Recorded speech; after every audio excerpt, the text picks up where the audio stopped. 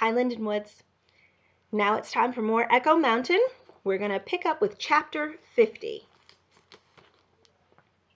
After that, it was different. My sister wanted to stay to look after Kate while I went home again. It was clear that Esther didn't want to go back out into the dark, but it was also clear that she wanted to be with Mrs. Cleary. All right, I said. You stay. I'll go back.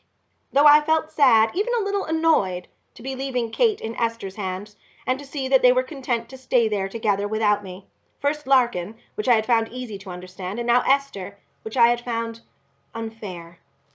But I had been the one to wish for Esther to wake up a little, to open her eyes, so I could not very well blame her for doing just that.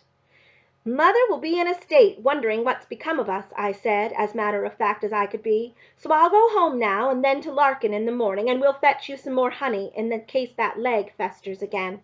Kate nodded. I could use some more. She pushed the deer hide away, saw that the blanket was bloody where it covered her wound. Where are the bandages we wrapped it in before? I said. I washed them in the bath. I had them with me, but I remember feeling dizzy on my way back here. She frowned. Nothing after that. I'm surprised you let your leg get wet, I said, and I could hear the disapproval in my voice. She sighed.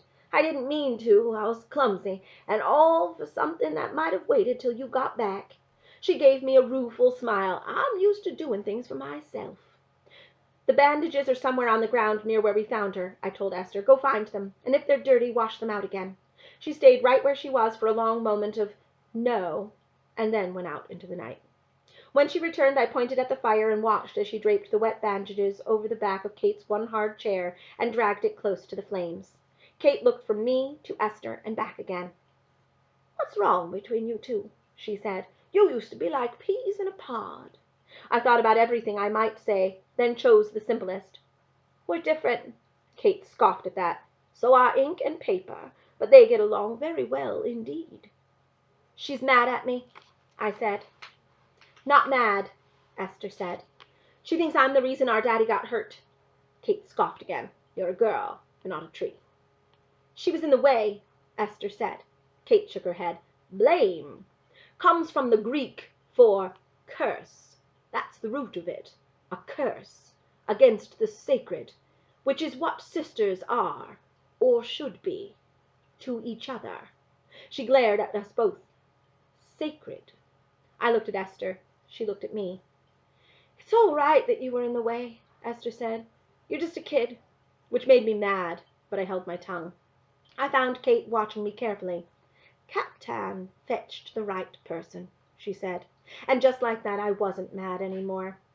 In the morning, she said, look for Larkin down the path alongside the spring, down over the rocks and around and down until you reach the cabin.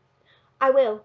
To Esther I said, wait until those bandages are bone dry, cooked clean, and then wrap her leg up again, clean as you can, and light that lantern there before I go, I said, since I would need my own for the hike back down to home, and along with it, a good bit of courage besides. Chapter 51. My lantern ran out of oil before I ran out of path. I stopped then and there, the woods dark and windy, and wanted badly to go back the way I'd come. But I'd heard my father say many times that wild animals were more afraid of people than people were of wild animals, so I wasn't much more than nervous as I continued on in darkness. The bear I saw as I rounded a bend in the path was several shades blacker than the night. When I saw him, I froze. He did too when he saw me, and for a long moment we stared at each other in the darkness, and I was glad that he was not a big, burly summer bear. Not a wounded bear, since I knew that a bear hurt was a bear mean. Not a mother bear, her cubs bleating with fear at a girl in the woods.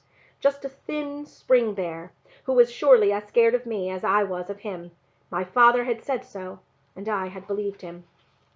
But then I made the mistake of reading in his eyes a wildness I admired, of feeling in him a love of things I loved, like lying in a meadow with the grass rising high all around, hiding me from everything but the sky and the bee-heavy blossoms nodding down toward me, springing up again as the bees flew, or a pink end-of-day sky, or the clear whistle-ring of a wood-thrush, and I leaned just a little toward the bear as he stood there, stiff-legged, his head up, his eyes on me, and he decided to prove me wrong. and he decided to prove my father wrong. When he started toward me, growling, I dropped the dead lantern and ran. I knew better. I knew that a bear would chase someone who ran. I knew that he could run faster than me. I knew that he could manage the trail far better with his night eyes than I could with my day eyes. I knew that I would be smarter to play dead. But I ran anyway, and he would have been on me in no time if I hadn't fallen and suddenly found the good sense to tuck my hands up under my chin and lie still. I had already done a few hard things in my life, but one of the hardest, then or since, was lying with my face in the dirt, without moving at all, not at all, while the bear snuffed me and kicked my legs, still angry, but puzzled and winded from the uphill run, more interested, it seemed, in new grass and grubs than in girl. And when he plucked the cap off my head, I learned a new kind of fear. And when he finally turned and left me, I said a new kind of thanks. For my life, for my unscarred skin, and especially for the fact that Esther had stayed with Kate. I tried to imagine her meeting up with the bear. Then I tried not to imagine that.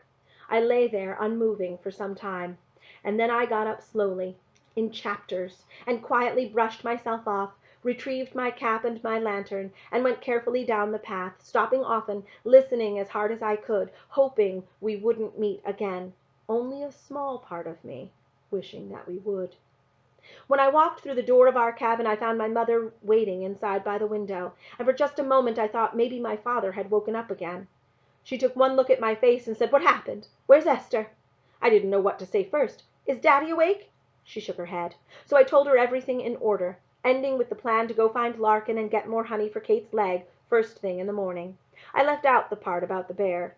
Otherwise she would never again let me go back up that mountain in darkness, doll or no doll. And I left out the part about Kate being Mrs. Cleary.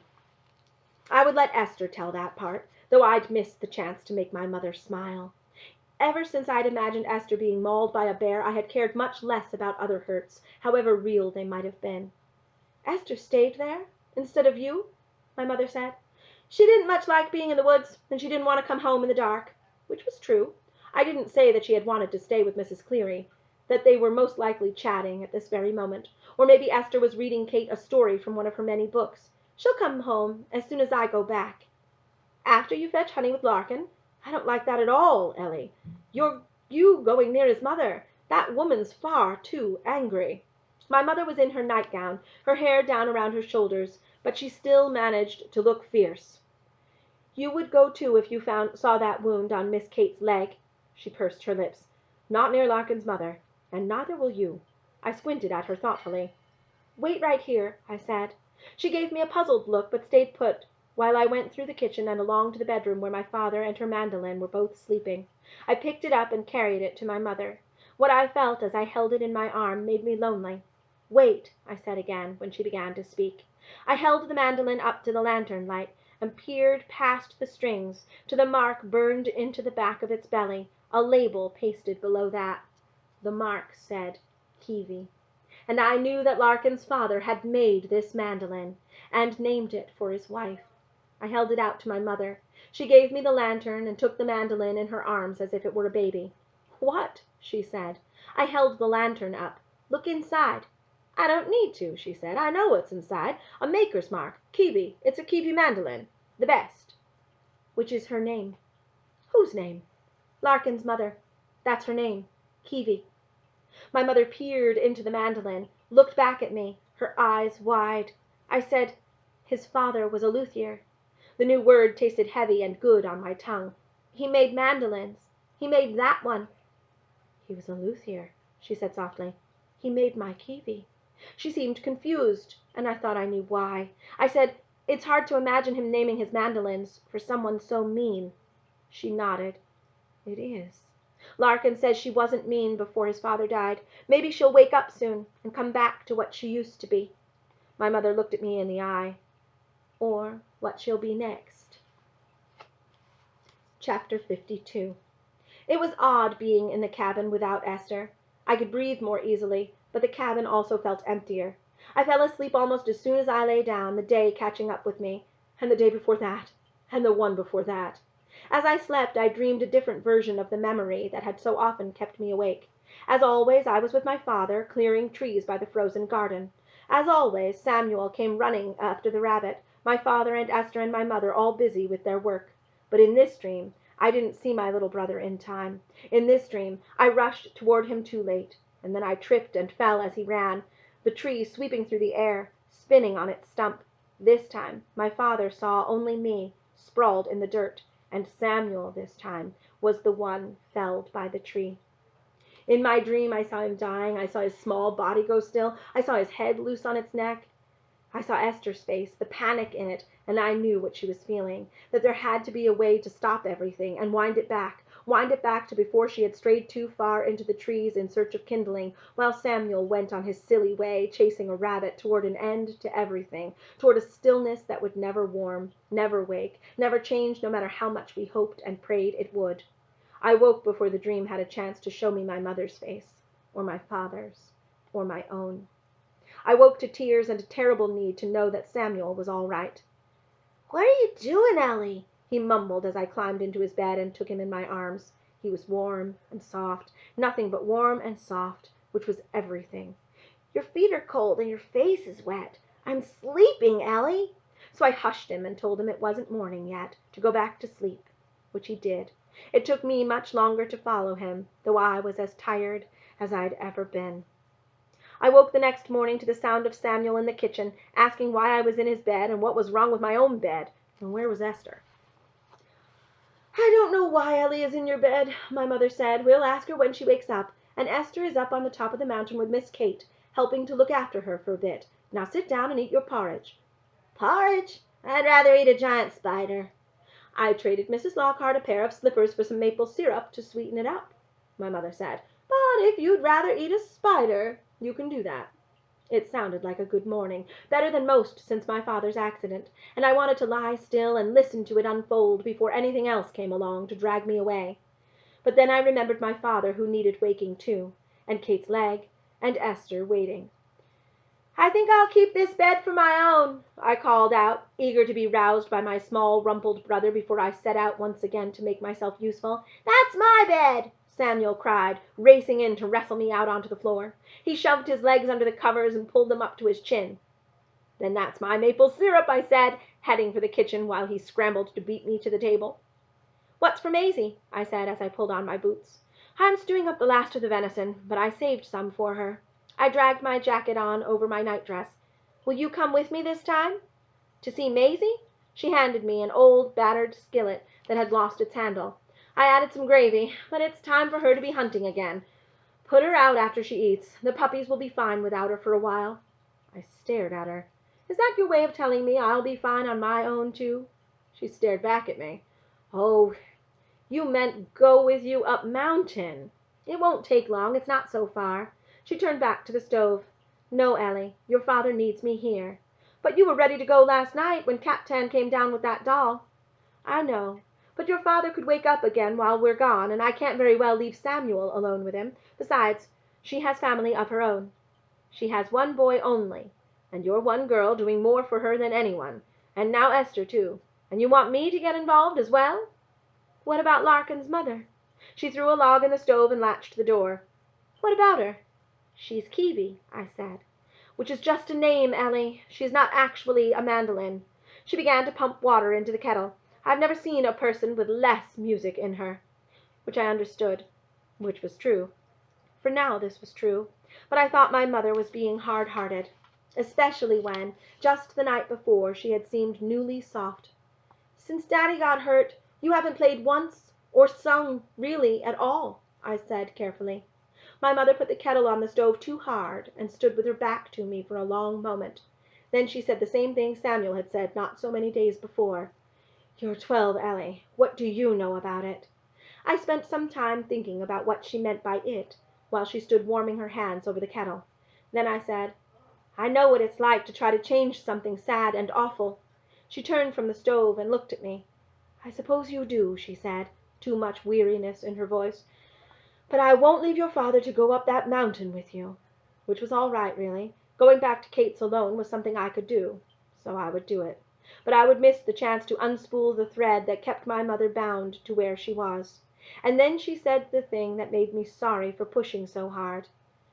I already have enough sad and awful as it is. "I'll go with you, Allie," Samuel said from the doorway, and I loved him even more. "You'll do no such thing," my mother said. "You, at least, will do your lessons and your chores today. That's what you'll do. You," she looked back to me, "you do whatever you want. But send your sister down here again. Miss Kate isn't the only one who needs some help." "I'll feed Maisie," Samuel said, still watching us, "and I'll look after the puppies." I handed him the skillet. "She'll be glad to see you. And tell Quiet I'll be back soon." Before I left, I went to see my father. My mother had turned him onto his side and propped him there to take the weight off his back for a while. I knelt next to the bed and looked straight into his slack face. The pillow by his mouth was wet with his drool. "You woke up once," I said. "You need to wake up again." I kissed his forehead. It should have been warmer. "When I come back, we're going to start all over again. Not just me. You, too." And if he heard me, he showed no sign of it.